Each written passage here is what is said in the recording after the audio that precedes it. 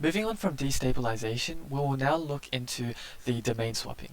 This represents only one subunit of what is supposed to be a two-subunit dimer, which consists of two cystatin C proteins.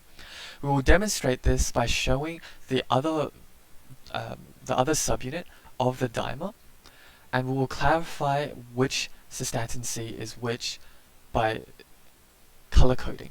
So the aqua strand represents cystatin protein 1, and the green strand represents cystatin C protein 2. In this case here, what we observe is that the alpha helix of cystatin protein 1, although it is no longer within the core of its own protein, has now taken the place of where the alpha helix should be in cystatin protein 2. Similarly, the alpha helix of cystatin protein 2 is now in the hydrophobic core of cystatin protein 1. And in this sense, we have domain swapping where the alpha helix structures of each cystatin C protein have been removed from their own location, so the hydrophobic cores, and placed in the cores of the other subunits. Similarly, what we observe is that the individual subunit of a cystatin C protein, such as 1 here, does not have its own beta strand 2. As we can see, this is aqua and this is green.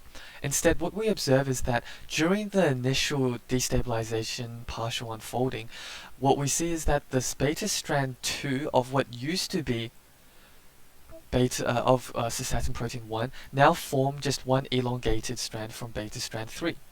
Now, this still actually counts as a beta strand 2 because, equivalently, it undergoes domain swapping and reaches from cystatin protein 1 all the way into cystatin protein 2's hydrophobic core and forms the equivalent of a second of beta strand 2 within the beta sheet of cystatin protein 2. So we still have beta strand 1 and 2, which actually come from cystatin protein 1, and then beta strands 3, 4, and 5 from cystatin protein 2.